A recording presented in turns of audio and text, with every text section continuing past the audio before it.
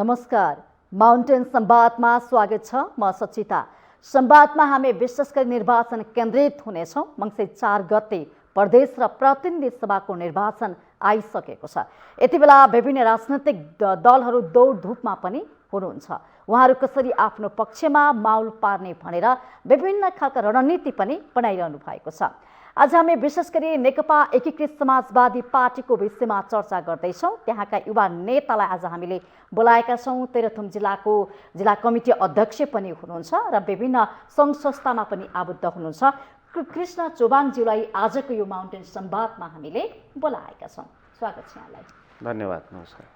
सर्वप्रथम त चुनावीबाट म चर्चा गर्छु, त्यसमा पनि युवाको सहभागिता आजको आवश्यकता भनेर देशव्यापी रूपमा अब बुढालाई चाहिँ अब रोक्ने, युवालाई चाहिँ अब जिताउँ भन्ने त्यो खालको अभियान पनि चलेको छ। तपाईँको पार्टी अब नयाँ पार्टी हो, नेकपा एमालेबाट फुटेर आएको पार्टी।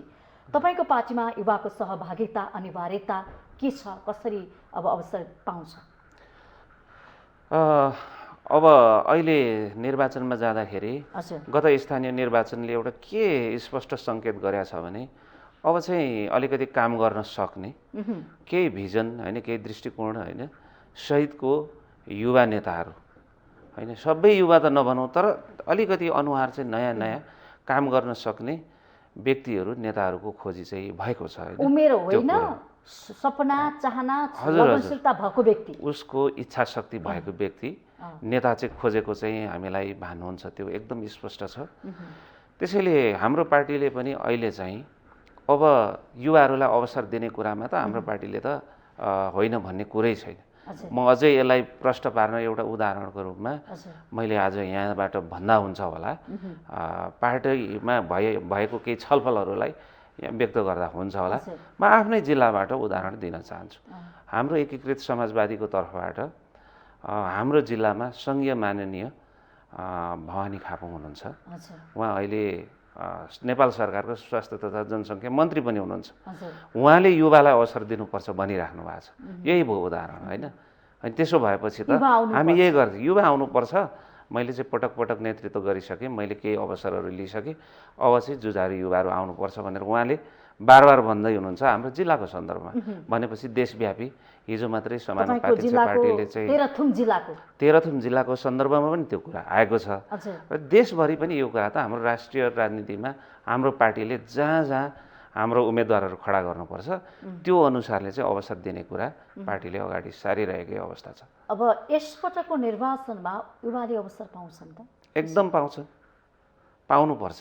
प्रत्यक्ष समानुपातिक, प्रत्यक्ष पनि समानुपातिक, युवामा महिला युवा होइन, पुरुष युवा सबैको सहभागिता पाउँछन्, पाउनुपर्छ। हामीले त्यो वकालत पनि गरिरहेका छौँ होइन।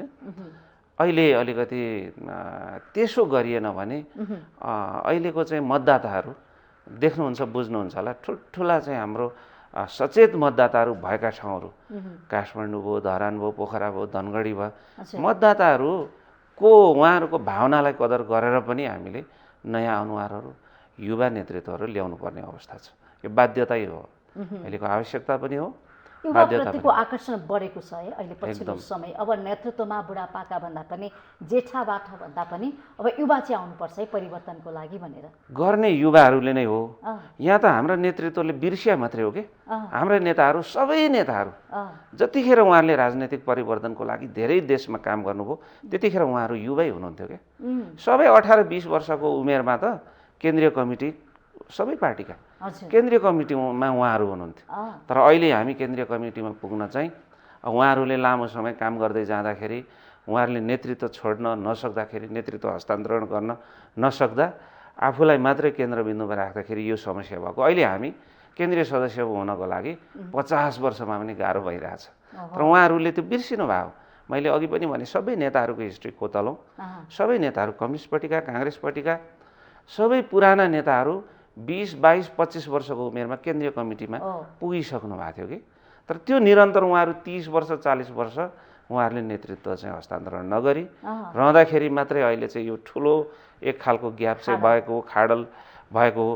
तर मतदाताहरूले, जनताहरूले युवा खोजिरहेछन्। यो अस्वाभाविक हुँदै होइन, काम गर्ने युवाले नै हो। जोस जागरका साथ धेरै काममा खट्न सक्ने पनि जोस जागर पनि हुने, इच्छा शक्ति पनि हुने, यी सबै कारणले युवा शक्ति एउटा 10 वर्षको युवा त्यसको लागि तयार छन् त निर्वाचनमा होमिनको लागि निर्वाचनमा जुट्नको लागि लड्नको लागि तयार छन् जति तयार छन् अवसर दिने कि नदिने भन्ने कुरा मात्रै हो एकदम तयार छन् युवाहरू हेर्नुहोस् नत्र भने त यहाँ विद्रोह गरेर पनि युवाहरू चाहिँ अगाडि आउने अवस्था छ अहिलेको चाहिँ अब भनौँ न मङ्सिर 4लाई पर्खेर हेरौँ थुप्रै युवाहरू सही ठाउँमा पार्टीले सही बाटोबाट चाहिँ उहाँहरूलाई स्थान नदिने हो भने छड्के बाटोबाट नि आउन सक्ने सम्भावना चाहिँ देखिन्छ त्यसलाई स्वतन्त्र भन्नु स्वतन्त्र या अरू विद्रोह हजुर त्यस्तो हुनसक्छ र मतदाताहरू अहिले धेरै सचेत मतदाताहरू हुनुहुन्छ नि त आफ्नो निर्णय त विवेकपूर्ण निर्णय गर्नुहुन्छ त्यसो भएको हुनाले अहिले चाहिँ पार्टीहरू धेरै नै सजग मतदाताको चाहना देशको आवश्यकता र युवाको जनशक्ति हजुर हैन त्यो चाहिँ अहिले आवश्यकता देखियो हैन एकदम अवसर युवाहरू भनेको चाहिँ अब वास्तवमा संसार बदल्न सक्ने इच्छा शक्ति सहित त्यो शक्ति युवा शक्तिमै हुन्छ नि त त्यो हाँक्न सक्ने क्षमता युवाहरूमै हुन्छ त्यो भएको हुनाले चाहिँ अहिले अब युवाहरूको शक्तिलाई इग्नोर गर्न सकिने अवस्था छैन तर कतिपय ठाउँमा युवा भनिरहँदाखेरि धेरै ठाउँमा बुढापाकाले पनि चुनाव जितेको इतिहास छ कि होइन त्यो त एकदम युवालाई पराजित गरेको कतिपय ठाउँमा चाहिँ बुढापाका हारेको युवा जितेको त्यो पनि देख्यौँ नि त स्थानीय तहको नतिजालाई हेर्ने हो भने कतिपय आवश्यकताको आधारमा एकदमै होइन मुलुकलाई त्यो ठाउँलाई त्यो भूगोललाई आवश्यक हो भने बुढापाकालाई पनि नल्याउने भन्ने त होइन नि उमेरकै आधारमा 50 पुग्यो अब उनको चाहिँ आवश्यकता छैन भन्ने कुरा होइन उहाँहरूको पनि इच्छा शक्ति उहाँहरूको पनि योगदानलाई कदर गर्नुपर्ने मुलुकको लागि आवश्यक नेता हो भने उहाँलाई चाहिँ फेरि तुरन्तै चाहिँ इग्नोर गर्नुपर्छ उनलाई आउट गर्नुपर्छ भन्ने होइन किनभने यहाँ राष्ट्रिय अन्तर्राष्ट्रिय कुराहरू पनि हुन्छ होइन कतिपय युवाहरूको जोस जाँगर राम्रै होला ज्ञान सिप क्षमता राम्रै होला तर राष्ट्रिय अन्तर्राष्ट्रिय परिस्थितिमा उहाँ चाहिँ फेरि फिट हुन सक्नुहुन्छ कि हुन्न त त्यो कुरा हेर्नुपर्छ यो फेरि देश हाँक्ने कुरा चाहिँ स्थानीय सरकार हाँक्ने एउटा कुरा हो एउटा मामला हो तर राष्ट्रिय राजनीति फेरि देशलाई चाहिँ डोर्याउने भनेको चाहिँ अर्कै कुरा हो अनि युवाले देश हाँक्न सक्छन् त सक्न त नसक्ने भन्ने कुरो होइन होइन नसक्ने भन्ने कुरो होइन तर के भने के कारणले पछाडि छन् त नेपालका युवाहरू हेर्नुहोस् त हरेक क्षेत्रमा पछाडि छन् हरेक पार्टीमा हेर्ने भने अलिकति 70 वर्ष भएका मान्छेहरू शीर्षमा छन् पछाडि छैनन् धेरै युवाहरू नै हुनुहुन्छ पार्टी थाम्ने पनि युवाहरू नै हो पार्टी सञ्चालन गर्ने युवाहरू नै हो सङ्गठन विभिन्न जनवर्गीय सङ्गठनमा युवाहरू नै हुनुहुन्छ विद्यार्थीहरू नै हुनुहुन्छ अघि मैले यहाँलाई निवेदन गरेँ पुरानो नेतृत्वहरूले चाहिँ हस्तान्तरण जिम्मेवारी हस्तान्तरण गर्न चाहिराख्नु भएको छैन एउटा कतिपय चाहिँ फेरि आवश्यक पर्यो नि त यदि उहाँहरूले स्वतः दिनुहुन्न भने त तपाईँले खोज्नु पर्यो त्यसलाई तपाईँहरूको क्षमता वृद्धि गर्नुपर्ने होला पार्टीभित्र चाहिँ अब आन्तरिक लोकतन्त्र हुन्छ त्यहाँभित्र प्रतिस्पर्धा हुन्छ त्यहाँभित्र कुरा उठिरहेकै छन् तर फेरि अब यो चाहिँ फेरि वारपारको लडाइँ जस्तो त होइन नेतृत्वहरूलाई पनि त होइन नेतृत्वहरूलाई पनि हामीले चाहिँ उचित सम्मान पनि दिनुपर्छ स्थान पनि दिनुपर्छ मैले अघि भने नि जस्तै अन्तर्राष्ट्रिय परिस्थितिलाई पनि ख्याल गर्नुपर्ने हुन्छ हाम्रो नेता हामीले पार्टीको दलको एउटा युवा नेता हामीले निर्माण स्थापित गरिरहँदाखेरि अर्को मुलुकले अर्को विदेशले अर्का अन्य भनौँ न अन्तर्राष्ट्रिय सङ्घ संस्थाहरूले अन्तर्राष्ट्रिय सरकारहरूले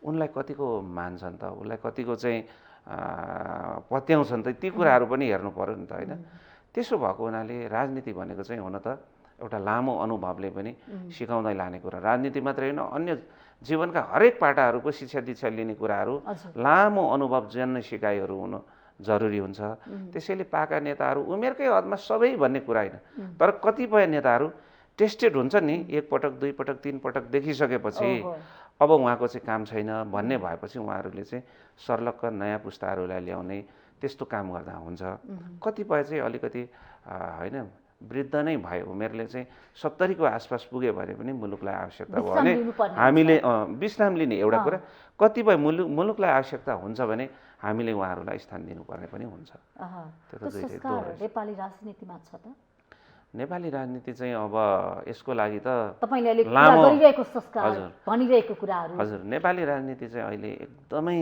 कस्तो छ भने विकृत खालको नै छ हामीले ढाट्नु छैन किनभने हामी आफै पनि राजनीतिको एउटा बाटोमा छौँ होइन, एउटा ठाउँमा एउटा स्थानमा छौँ।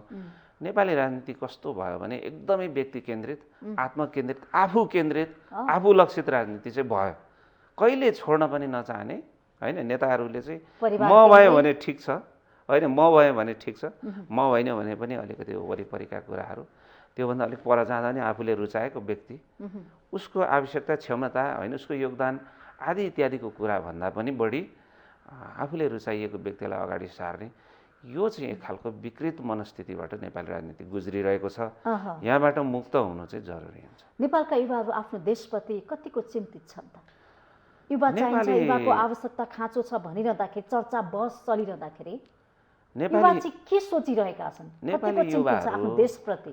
हजुर, नेपाली युवाहरू मलाई लाग्दाखेरि, किनभने म पनि अहिले युवा नै हुँ होइन, नेपाली युवाहरू व्यापक रूपमा देशको बारेमा चिन्तित नै छन्, चिन्तित छन्। त्यसैले त अब देशमा छन् नि त होइन युवाहरू, तर अर्को पाटोबाट हेर्दाखेरि धेरै युवाहरू पलायन हुने, एकदम निराश होइन, निराश मनस्थितिमा पनि छन्, धेरै निराश पनि भएको छन्, पलायन भइरहेछन्।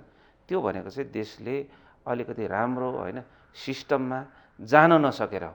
त्यो त सबै राजनीतिले नै गर्ने हो, दलले नै गर्ने हो, सरकारमा पुग्छ नि त। राजनीति गर्ने दल अर्थात् राजनीतिक दलले पठाएको व्यक्ति सरकारमा पुग्छ र सरकारले विभिन्न खालको होइन राष्ट्रप्रति अर्थात् युवाप्रति यहीँ कसरी स्वरोजगार हुन्छ, यहीँ चाहिँ आर्थिक समृद्धि कसरी हुन्छ, यहाँका युवाहरूलाई कसरी राख्ने भन्ने खालको नीतिहरू धेरै आउन सकेका छैनन् र धेरै युवाहरू पलायन भएको अवस्था हो। तर यतिमै चाहिँ फेरि हामी निराश हुनुपर्ने अवस्था छैन। एउटा कुरा के हो भने स्वदेशमै हामीले कमाएनौँ, स्वदेशमै रमाएनौँ, अर्थात् स्वदेशमा कमाउने र स्वदेशमा रमाउने जुन वातावरण सिर्जना गरेनौँ भने मुलुकको समृद्धि त्यो सम्भावनै छैन। त्यसको लागि युवा जनशक्तिहरूलाई यहीँ रोक्ने वातावरण बनाउनै पर्छ।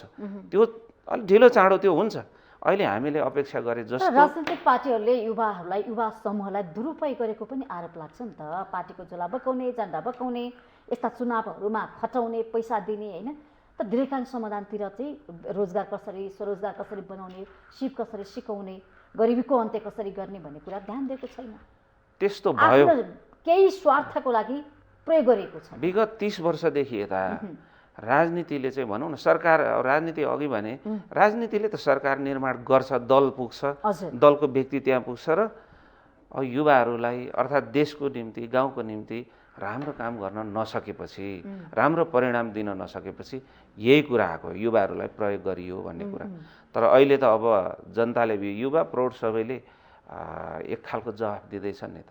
बालिन शाह, हर्क साम्पाङ होइन लगायतको, गोपाल हमाल लगायतको उदय के हो त भन्दाखेरि अब चाहिँ जनताले फेरि सधैँ चाहिँ त्यसरी चाहिँ अब झोला बोकेर मात्रै हिँड्छन् भन्ने चाहिँ छैन। त्यसैले दलहरूले चाहिँ सुध्रिनु पर्ने अवस्था पनि छ।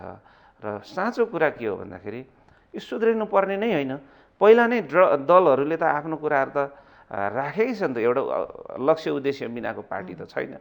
सबैको उद्देश्य राम्रो छ, विचार राम्रो छ, नारा राम्रो छ। नेपाल तपाईँको पार्टीको पनि छ, समाजवादको कुरा गर्नुहुन्छ। अब तपाईँका अध्यक्षज्यूले हिजो मात्रै बोल्नु भएको छ, म गरिबी हटाउने चाहना छ मेरो भन्नुभएको छ। हजुर हजुर, कुरा गरेर मात्रै सबै कुराको अन्त्य हुन्छ हो। हामीले कुरा धेरै गऱ्यौँ, नारा धेरै उचाल्यौँ, नारा धेरै हामीले चाहिँ बोल्यौँ होइन, भन्यौँ नारामा चाहिँ, तर व्यवहारमा हामीले लागू गर्न सकेका छैनौँ। यसलाई तुरन्तै अब त करेक्सन हुने बेला भयो। यो धेरै पटक चाहिँ यस्तो भयो। अब 2046 सालको परिवर्तन पछाडिको 30-35 वर्षको समय यतिकै गयो भन्दा हुन्छ। तर अब जनताले छोड्दैनन्। त्यसो भएको हुनाले म चाहिँ के अब अपेक्षा गर्छु र मलाई के विश्वास लाग्छ भने अब आउने जुन निर्वाचनको कुरा छ, यतिखेरै पनि जनताहरूले सचेत, धेरै सचेत भएर विवेकपूर्ण हिसाबले चाहिँ मतदान गर्छन्। त्यसो भएको हुनाले यदि हामी सुध्रेनौँ अर्थात् दल सुध्रेन र भोलि आउने नेतृत्व अर्थात् सरकार सञ्चालन गर्ने नेताहरू सुध्रेनन् र वास्तवमा जनताहरूको मन छुने, प्रगतिशील अर्थात् अलिकति कसरी गरिबी निवारण हुन सक्छ, वास्तवमा मुलुकको चाहिँ साधन र स्रोतहरूको सदुपयोग हामी कसरी गरेर आर्थिक उपार्जन गर्न सक्छौँ र मुलुकलाई समृद्ध बनाउन सक्छौँ, त्यतापट्टि गएन दल भने चाहिँ जनताले विकल्प खोज्छन्। विकल्प खोज्ने हो, त्योभन्दा बढी त फेरि गर्ने होइन। यही संविधान, यही कानुनभित्र रहेर अलिकति शान्तिपूर्वक हिसाबले परिवर्तनको बाटो हामीले खोज्नुपर्छ। फेरि ठुलो ध्वंस गर्ने नाना थरी हिसाबले चाहिँ विगतको हाम्रो अभ्यासहरू छन्, त्यतापट्टि जाने होइन, शान्तिपूर्ण हिसाबले अर्को विकल्प खोज्दै जानुपर्छ। काम गर्ने सही नेतृत्वहरूलाई ल्याउँदै सही दललाई चाहिँ नेतृत्वमा ल्याउने, दलभित्रका पनि सही नेताहरूलाई नेतृत्वमा ल्याउने।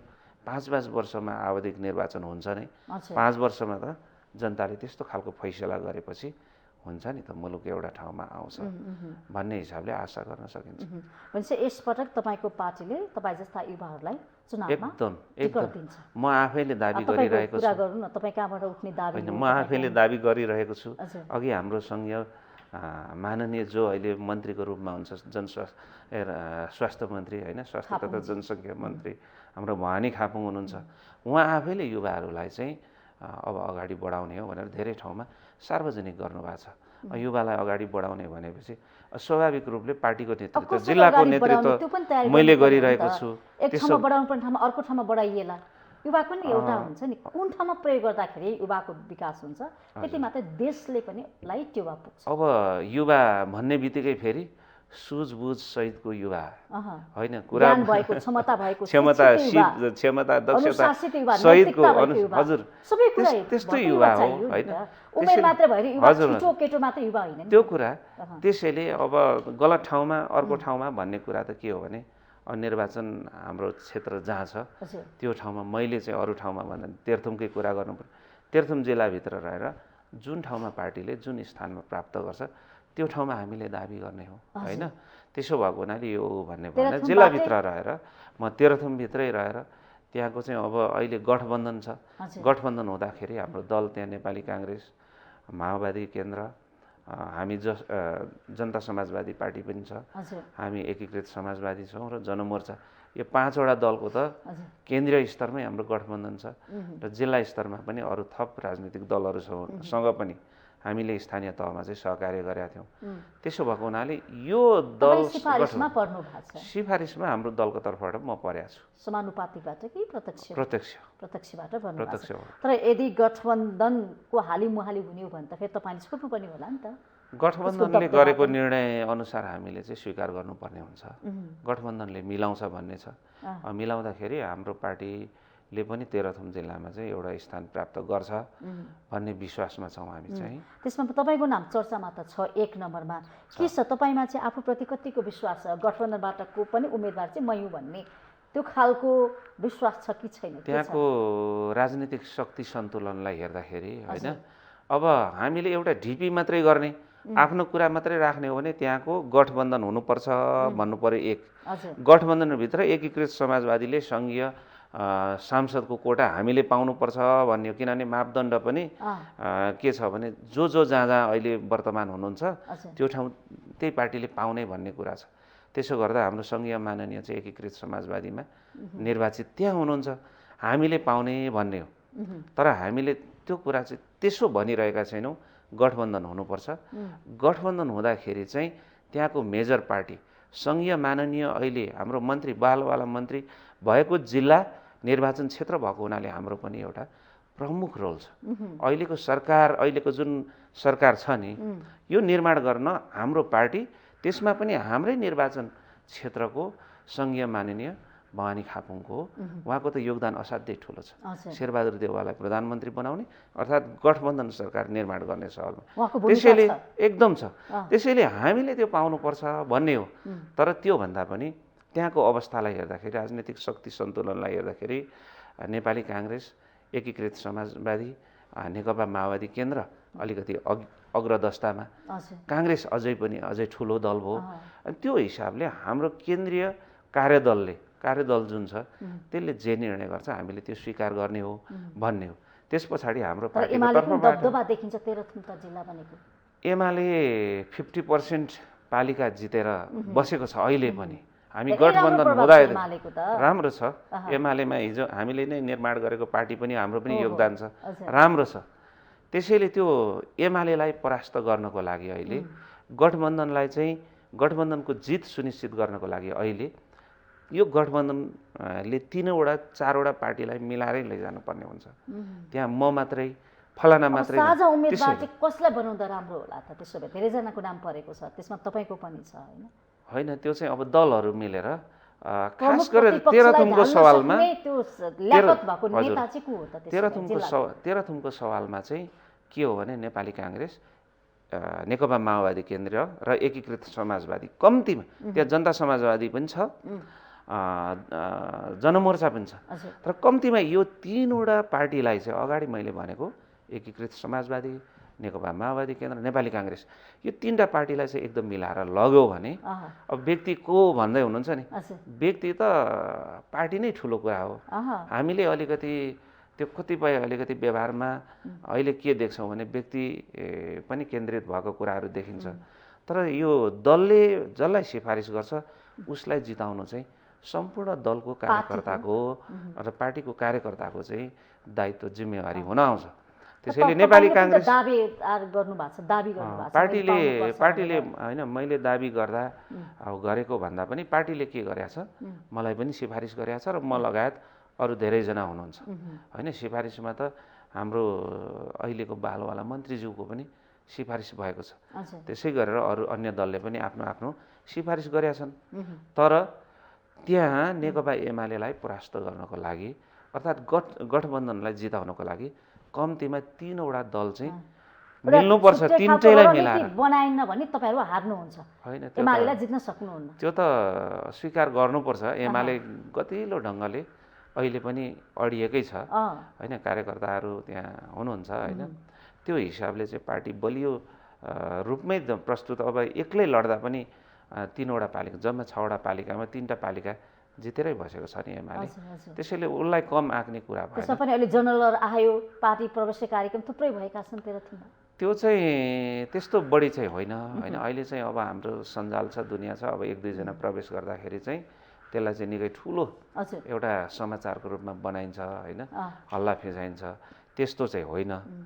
तर के हो भन्दाखेरि नेकपा एमाले त्यहाँ बलियो नै छ र नेकपा एमालेलाई परास्त गर्नको लागि गठबन्धनमा एकदमै रणनीतिक हिसाबले, कार्यनीतिक हिसाबले धेरै नै मसिनो ढङ्गले, सूक्ष्म ढङ्गले एउटा योजना बनाएर जानुपर्छ।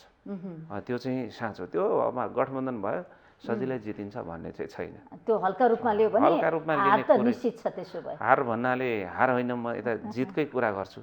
हामीले मिलाएर जाँदा तिनटै, त्यहाँ प्रदेश सभाको 2टै र सङ्घको एउटा गरेर जनताले के भन्छन् त, एमालेलाई जिताउँ भन्छन् अथवा गठबन्धनलाई जिताउँ, मनोभाव पनि तपाईँले बुझ्नुभयो होला। तपाईँ तेह्रथुमकै सवालको कुरा गर्नुहुन्छ भने एमाले चाहिँ जित्नको पछाडि उहाँहरू पहिला जसले जित्नु भएको थियो उहाँहरू दोहोरिनु भएको छ।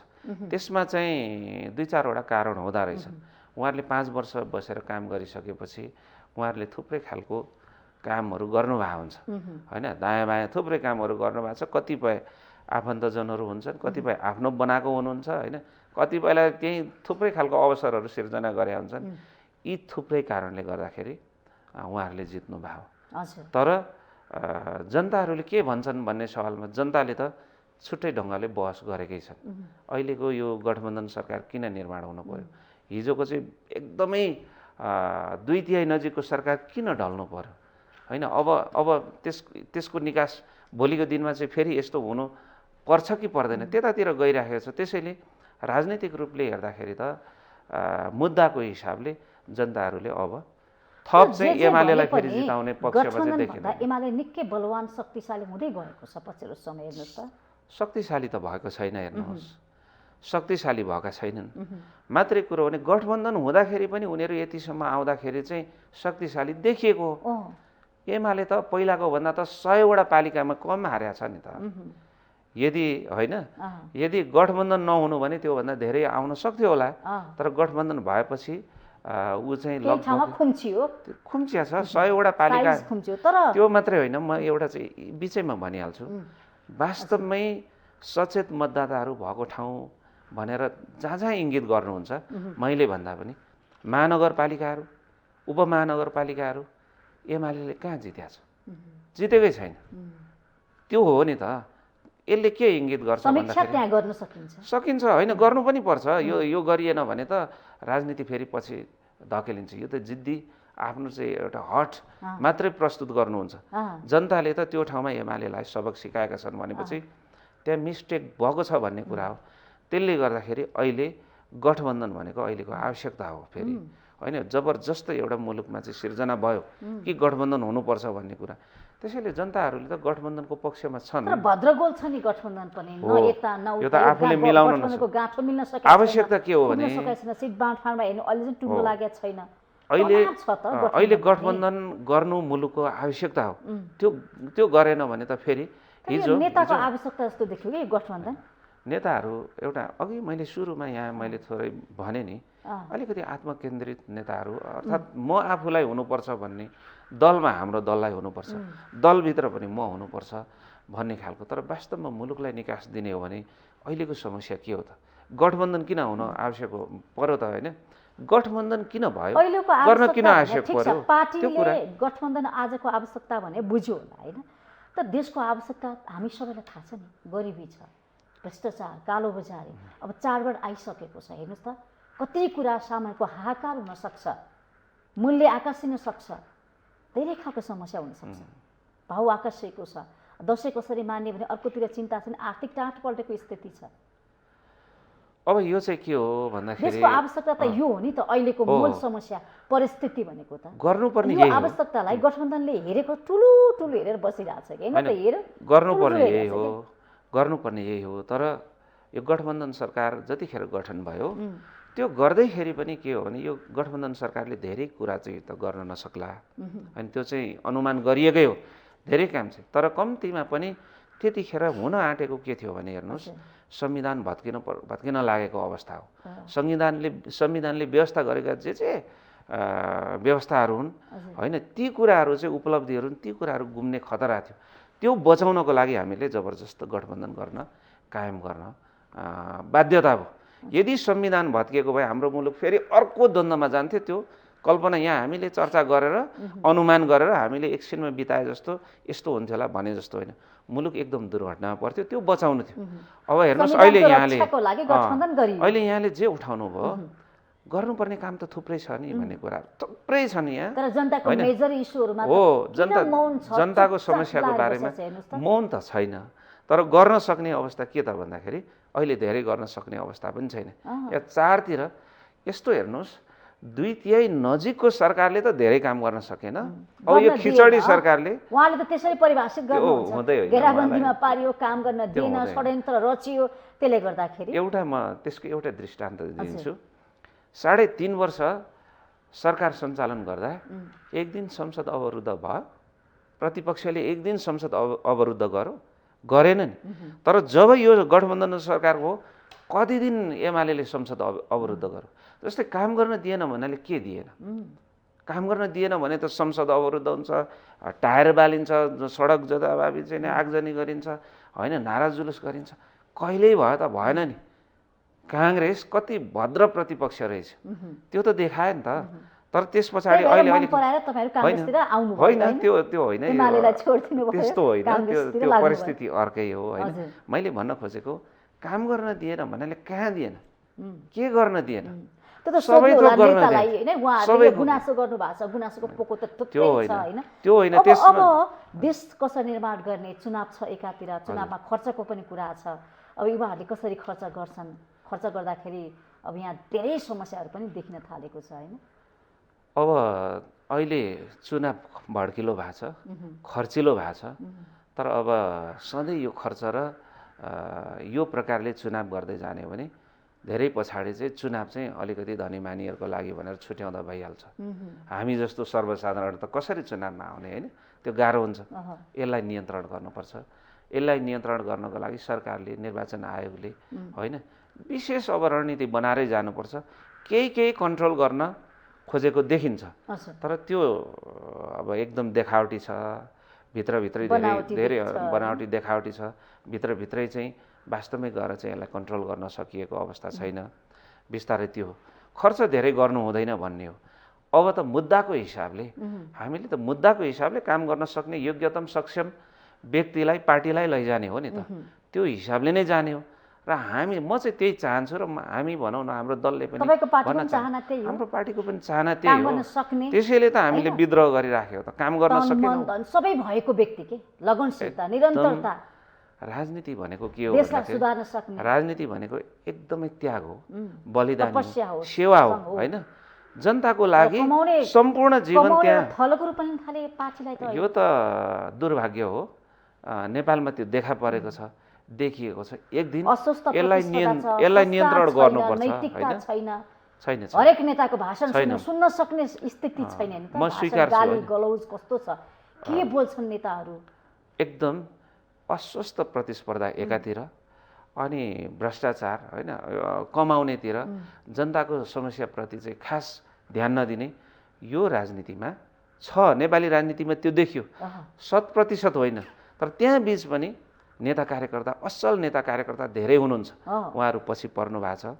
त्यसले गर्दाखेरि अब हामीले चाहिँ यो अब आउने निर्वाचनदेखि उता त्यस्ता नेता कार्यकर्ता चिनेका छौँ भने जनताले, मतदाताहरूले छान्न सक्नु पर्यो। अब दण्ड भोट त कास्ट मतदाताले गर्नु दिनु पर्यो, हामीले सजाय। भन्यौँ, हिजो अस्ति पनि हामीले थुप्रै ठाउँमा भन्यौँ, ए बाबा भ्रष्टाचार यति धेरै मौलाको छ, नेतृत्व गर्ने फलाना फलाना, अहिले उहाँहरूलाई चाहिँ दण्ड गरौँ न त भन्दाखेरि झन्नै नसकिएको अवस्था। त्यस्तै मान्छेहरू दोहोरिएर आएको अवस्था छ नि त। त्यसैले यो त जनताहरू पनि सचेत हुनु नेता पर्यो। कार्यकर्ताले पनि आफ्ना ती पार्टीका शीर्ष नेताहरूलाई काखी च्याप्नुहुन्छ, गलतलाई गलत भन्न सक्नुहुन्न। खुलेर तपाईँहरू प्रशंसा मात्रै गर्ने के, खुलेर खरो विरोध गर्न खोइसकेको नेपालको त। यहाँ गल्ती छ होइन, है नेताजी विरोध भएको तपाईँको छ, भनेर विरोध भएको छ। युवाहरू हामीले त पनि नालायक छन्। हामीले यस्ता गरिरहेका नेताहरूको छौँ। पछाडि विरोध हामीले पनि गरिरहेछौँ। जस्तै म आफैलाई भन्नुहुन्छ नि यो मान्छे पार्टीमा छैन कि क्या हो भने जस्तो सञ्जाल हेरेर होइन, पार्टीमा भएको मान्छेले त यस्तो नबोल्नु पर्यो। नेताको पनि विरोध गरेको छ, पार्टीको पनि विरोध गरेको छ। विरोध नभएको होइन, तर कहिलेकाहीँ म यसो सम्झन्छु कस्तो चाहिँ हुँदो रहेछ भने यो राजनीतिको पनि एउटा उमेर, एउटा समयावधि आउँछ कि क्या हो जस्तो। यो बिहारलाई हेर्दा हुन्छ। बिहारमा म आफू कलेज पढ्दा ताका चाहिँ संसारकै सबैभन्दा कुरूप राजनीति बिहारमा हुन्थ्यो भन्ने हो। अहिले बिहार सुध्रिया छ। त्यस्तै नेपालको चाहिँ अहिले एकदमै यो बिग्रिने त्यो चरम एउटा चाहिँ बिन्दु होला यो। अब सुधारेर लानुपर्छ, नसुध्रे त उपाय छैन। काँचुली फेर्छ यो राजनीति। मङ्सिर 4 त अस्ति स्थानीय निर्वाचनले खतरा सन्देश दिइसकेको छ। काठमाडौँले दियो, धरानले दियो, धनगढीले दियो, बर्दिवासले दियो, मौतरीले दियो, थुप्रै छ त्यस्तो। खतरा सन्देश दिएको छ। यो चाहिँ त अब यसको विकल्प भनेको सुध्रिनु मात्रै हो, यसको उपाय भनेको सुध्रिनु मात्रै हो। सही ढङ्गले राजनीति गर्नु, एकदम जनताको सेवा गर्नु होइन, त्योभन्दा अरू उपाय छैन। होइन नि, त्यो हुँदै होइन नि। राजनीति गर्ने मान्छे कहिले चुनावको बेला मात्रै मुख देखाउने, भोट देखाउने, 2-4 पैसा बाँडेर नेता बन्छु भन्ने त्यो कल्पना चाहिँ अब नगरे हुन्छ। त्यो गर्न दिनै हुँदैन। तर एकाध अघि मैले भने नि, राजनीतिको पनि समय अवधि उमेर आउँछ होला। यसको पनि एउटा ठाउँ, एउटा चरम बिन्दुमा पुगेपछि यो सुध्रिँदै जान्छ, सुधार्नुपर्छ। अहिले तत्कालै नेपालमा सुधार्न सकिँदैन कि भन्ने खालको, तर अब सुधार्नुपर्छ। नसुधारे त विकल्पै छैन नि। तर त्यो सुध्रिने छाँटकाट देखिया छैन कि, न शैली, त्यो गतिविधि। हामी त्यति निराशावादी हुनु हुँदैन, एकदमै आशावादी। सुधार हुन्छ, गर्नुपर्छ, अरू उपाय छैन होइन। नत्र भने त त्यो अभियान चाहिँ कसले चलाउँछ? युवाले चलाउँछ अथवा प्रत्येक दलले चलाउला भने चुपाएर युवाले नै चलाउने हो। युवाहरूले खै त युवाको उत्साह देखिएन नि त। उत्साह, जोस, जाँगर, त्यो जोसिलो आँट खोइ त देखिएन। युवाले अब मेचीदेखि महाकालीसम्म अब कसरी अगाडि बढ्न सकिन्छ? पार्टी भन्दा पनि माथि उठेर देश विकास कसरी गर्न सकिन्छ? जनताको चुलो बलेको छ कि छैन? रोजगार नेपालमै कसरी सृजना गर्ने होइन? एउटा व्यक्ति जन्मिसकेपछि उसले विदेशमा होइन स्वदेशमै अवसरका बाटाहरू पहिराउन सक्छ कि सक्दैन? यहाँले के भन्नु भने युवा जोस जाँगर देखिएन भन्नुहुन्छ, त्यस्तो होइन। युवाहरू यति लागि परेका छन् होइन, त्यो त निर्वाचनले पनि भोलि परिणामले पनि देखाउँछ। र दलहरूमा यो पर्याप्त रूपमा बस भइराखेको छ। युवाहरूको त्यो छैन क्या, अझ पनि कम उपस्थिति देखिया छ। अनि त्यो यस्तो हुन्छ, लामो समयसम्म राजनीतिमा योगदान गरिरहेका नेताहरूलाई एक्कासी उहाँहरूलाई विदा गरेर युवा मात्रै आउन चाहिँ फेरि त्यो पनि त्यो अलिकति गाह्रै हुन्छ। तर पनि युवाले उहाँलाई विदाई गर्ने होइन, सहयोग सपोर्ट गर्ने त्यो उत्साह ऊर्जा हुनु पर्यो नि त। युवाको त्यो एउटा भिजन, त्यो कार्ययोजना, कार्यदिशा, रणनीति, कार्यक्रमहरू ल्यायो भने, जस्तो कि प्रधानमन्त्री स्वरोजगार कार्यक्रम भन्ने त्यो कहाँ पुग्यो, कस्तो भयो? त्यस्तो कार्यक्रमहरू ल्याउने कुराहरू र युवाहरू आफैले इनिसिएसन गर्ने कुरा, आफै सहभागिता जनाउने कुराहरू। पास भइसकेपछि अब काम कसरी अगाडि बढ्यो, त्यहाँ युवाले रोजगार पाए कि पाएनन् होइन? शिक्षा स्वास्थ्यको चर्चा गरौँ। एमसिसीको त पास भयो भन्दा पनि विरोधकै कुरा गरौँ न होइन विरोध पनि गरिएको थियो होइन विरोधमै थियौँ नि त होइन पास गर्नु हो थुप्रै नागरिकताको कुराहरू यस्ता कुरा छन् यी सबै होइन हाम्रो सवाल के हो भने युवाहरू अगाडि आएनन् नि त भन्ने कुरा युवाहरू अगाडि आएका छन् हेर्नुहोस् त्यो आएनन् भन्ने कुरो होइन बरु चर्चा हामीले कम गऱ्यौँ होला त्यति कुरा हो बहस कम भयो होला हामी अलिकति नेताहरूलाई फोकस गर्छौँ पूर्व प्रधानमन्त्री भन्छौँ के भन्छौँ त्यसरी चाहिँ भन्छौँ तर त्यस्तो होइन अब युवाहरू एकदम राम्ररी गर्न अझ पनि सकिनन् के देशलाई त्यो त युवाहरूलाई नेतृत्वमा पुर्याउने नै हो होइन फेरि अराजक हुन्छ नि त युवाहरूले एक्लै युवाहरूले अलग ढङ्गले मात्रै सोच्न थाल्यो भने त त्यो पनि अधुरो हुन्छ अपुरो हुन्छ नि त पार्टी भएका नेतालाई साथमा लिएर युवाको एउटा सोच विचार युवाको एउटा ज्ञानलाई हामीले सिपलाई प्रयोग गर्नु पर्थ्यो नि होइन त्यो हुन्छ अहिले पनि नभएको होइन भइराखेकै छ युवा नेतृत्वहरू पार्टीमा हेर्नुहोस् धेरै युवा नेतृत्वहरू नै हुन्छ हाम्रै पार्टीको केन्द्रीय सदस्यहरूको फेरिस्त हेर्नुभयो भने धेरै युवाहरू नै हुनुहुन्छ त्यो होइन भन्ने कुरै छैन मात्रै यहाँको अब भनाइ चाहिँ कस्तो होला भन्दाखेरि युवाहरू माथि सरकारकै नेतृत्वमा पुगेर अलिकति युवा मैत्री कार्यक्रमहरू धेरै आउनु पर्थ्यो युवाहरू नेतृत्वमा आउनु पर्थ्यो देश बनाउने ठाउँमा युवाहरू आउनु पर्थ्यो भन्ने कुराहरू चाहिँ युवा विदेश पलायन भइसकेका छन् त्यो जाँदै पनि समस्या छ दशैंको चाडबाडमा कति युवाहरू हामी लाइन लागेको देख्न सक्छौँ उनीहरू रहरले होइन बाध्यताले भनेका छन् चाडबाडलाई छोडेर परिवारलाई छोडेर हामी विदेश हुनु पर्यो यो त दुःखको लाग्दो कुरा हो नि त यो एकदम हामी जस्ता युवा त त्यो हामी त्यसमा चुकिरहेका छौँ हाम्रो मुलुक चुकेको छ मुलुक चाहिँ हाम्रो नेपाल कस्तो भने साधन र स्रोतले सम्पन्न मुलुक हो एकदमै सम्पन्न त्यसमा चाहिँ के हो भन्दाखेरि हामीले त्यसको सदुपयोग पनि गर्न सकेका छैनौँ एउटा होइन कृषि क्षेत्रमा पनि व्यावसायिक ढङ्गले उत्पादनहरू गरेर रोजगारी यहीँ धेरै सिर्जना गर्न सकिन्थ्यो कृषि क्षेत्रको उत्पादनबाट विदेशमा निर्यात गरेर होइन विदेशमा निर्यात गरेर आम्दानी गर्न सक्थ्यौँ अनि कसरी त यहाँ रोजगार उत्पादन हुन्छ हामीसँग भएको सम्पत्ति हामी बेचिरहेका छौँ यस्तो कुरामा तपाईसँग के सहमत हुन सकिन्छ भने सरकारले कडा ढङ्गले चाहिँ प्रस्तुत हुन सकेका छैन दूरदृष्टि राख्न सकेको छैन त्यसको लागि हामीले अझै लडाइँ गर्न जरुरी छ सरकारमा पुग्नेहरूको नेताहरूको अब के होला भन्दाखेरि उहाँहरूलाई पनि थुप्रै खालको विभिन्न खालको प्रभाव होला के होला राम्ररी काम गर्न सक्नु भएको छैन अलिकति त यहाँ वैदेशिक हस्तक्षेपहरू पनि हुन्छ त्यो पनि मिल्न सकेको छैन होला त्यसले गर्दाखेरि हामीले सोचे जस्तो चाहे जस्तो स्वदेशमै रोजगारीहरू सिर्जना गर्ने विदेशमा युवाहरू लगानी गर्ने वातावरण छैन थुप्रै कल कारखानाहरू उद्योग धन्दाहरू चाहिँ खोल्नुपर्ने खोलिएका बन्द होइन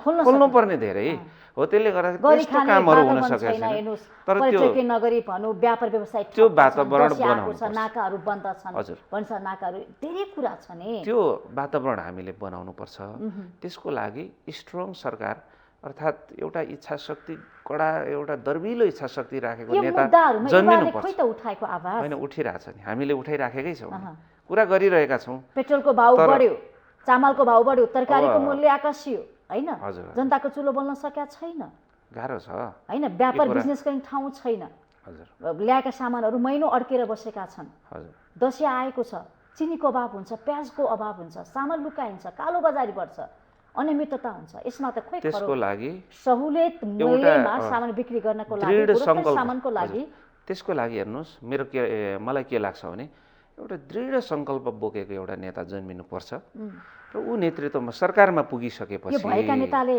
सक्दैन होइन अहिले टेस्टेड अगाडि जो नेताहरू पुग्नुभयो उहाँहरूले सकिराख्नु भएको छैन नसक्नुको कारण कि खुलाउनु पर्यो होइन भने नेपालमा त के भने 2-4वटा कृषि क्षेत्रमा मैले भन्दै थिएँ जलस्रोतको कुरा गरौँ के खानीजन्य कुरा वन पैदावारको कुराहरू हामीले यति मात्रै उत्पादनमा अलिकति बढाउ गरेर निकासा गर्न थाल्नु हो भने मुलुक त कति समृद्ध बन्छ तपाईं जिल्ला अध्यक्ष त्यो गर्न सकिराखेको छैन तेह्रथुममा धेरै सम्भावनाका कुराहरू छन् होइन हामीले गर्न सकिरहेको छैन होइन मैले के गर्न सक्ने र होइन जिल्ला पार्टी अध्यक्षले के गर्न सक्ने तर म एउटा ठाउँमा पुगेँ भने जस्तै उदाहरणको लागि म एउटा पालिकाको नगरपालिकाको मेयर भएको भए मैले गर्ने कुराहरू अब दिँदैछु र मैले होइन त्यहाँ मैले जित हासिल गरिसकेपछि गर्ने काम थुप्रै छ सानै कामदेखि गर्ने हो त्यहीँको कृषि होइन त्यहीँको बस्ती के सम्भावना छन् त हाम्रो जिल्लामा, त्यो जिल्लाको त्यहाँको बस्ती स्तरमा भएका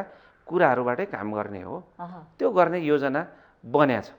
त्यही रोजगारी सिर्जना गर्ने कुरा, कृषि उत्पादनलाई बढाउने कुरा, त्यसलाई बजारीकरण गर्ने कुरा। अहिले नेपालमा कृषि उत्पादन मात्रै गर भनेर भएको छैन नि त, त्यसको बजारीकरण गर्न सकिएन, त्यो बिक्री गर्न सकिएन, व्यवस्था गर्न सकिएन भने किसान आफैले त उत्पादन गरेर फाल्नुपर्ने अवस्था आउँछ। उत्पादन गरेको तरकारी भनौँ खाद्यान्नहरू त बजार दिँदैन। हजुर, बाहिरबाटको सामानले चाहिँ बजार पाउँछ, नेपाली वस्तुले बजार पाउँदैन। मिलाउनु पर्ने थुप्रै कुरा छ। होइन, मिलाउनु पर्ने कुरा कृषि उत्पादनमा त्यस्तै छ। युवाकै अर्थात् रोजगारीको लागि पनि तपाईँ हामीले हेर्दाखेरि के मिलेको छैन भने यो पश्चिमतिरका धेरै प्रत्येक घरधरि 1 जना 2 जना 4 जनासम्म चाहिँ इन्डियातिर काम गर्न जान्छ नि, त्यो थाहा छ नि होइन। के अरे साउदी अरब कतार जान, युरोप अमेरिका जानु छुट्टै, इन्डियै जान्छ नि। अनि यतातिर फेरि काठमाडौँदेखि यो सबैतिर हेर्नुहोस् इन्डियाका मान्छे कति आएर काम गरिरहेछन्, पैसा धेरै लगेका छन् इन्डियनहरूले। त्यसैले यो कुरा मिलेको छैन। त्यस्तै कृषि उत्पादन पनि हाम्रो चाहिँ खेर गइरहेछ, सडिरहेछ। हिजो अस्ति मैले चाहिँ एउटा सञ्जालमा देखिरहेको थिएँ, बन्दा होइन उत्पादन गरेको बन्दा किसानहरूले चाहिँ बाटोभरि चाहिँ फ्यालेर विरोध गरिरहेछन्, पोखिरहेछन्। बजार होइन, काठमाडौँमा बन्दाको भाउ कहिले घटेको छ? काठमाडौँमा बन्दाको भाउ चाहिँ कहिले सस्तिएको छ, भाउ कहिले घटेको छ मलाई त्यो जानकारी छैन नि।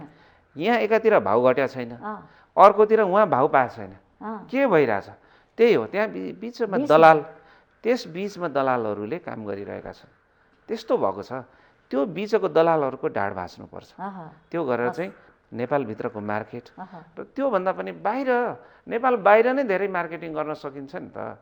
कृषिजन्य उत्पादन त संसारभर बिक्री गर्न सकिन्छ नि, त्यो काम गर्नु पर्यो। अब सबै कुरा चुनौती छन्, समस्याको चान्स छ, सबै कुरालाई तोड्नको लागि चाहिँ युवा शक्ति ल हामी गर्छौँ भने, अगाडि बढ्यो भने यो सबै कुरा सम्भव छैन। सुखी नेपाली समृद्ध नेपाल समाजवाद, हामीले सोचेको देश, सुखी नेपाली समृद्ध नेपाल होइन, हामीले सोचेको जस्तो रामराज्य भनौँ न, त्यो समाजवाद हामी भन्छौँ होइन।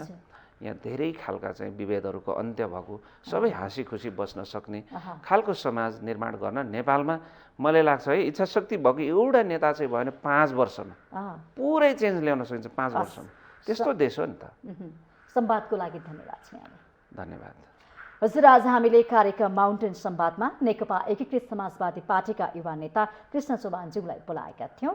उहाँसँग विशेष गरी अहिले पछिल्लो समय युवा पुस्तामा एउटा जोस जाँगर देखिएको छ र जनताले पनि अब परिवर्तन चाहेका छन्। युवाको नेतृत्व आयो भने केही हुन्छ कि भनेर आशा, भरोसा र विश्वास पनि देखाएका छन्, जसको कारण युवाहरू हरेक पार्टीबाट अब युवाले अवसर पाउनुपर्छ, युवाको नेतृत्व आजको आवश्यकता हो भनेर उहाँहरू पनि लागिरहनु भएको छ। युवा जितौँ अभियान पनि अहिले देशव्यापी रूपमा चलिरहेको छ। यसै विषयमा रहेर हामीले संवाद गऱ्यौँ। संवादबाट म पनि बिदा हुन्छु। माउन्टेन टेलिभिजन HD हेर्दै रहनुहोला। नमस्ते।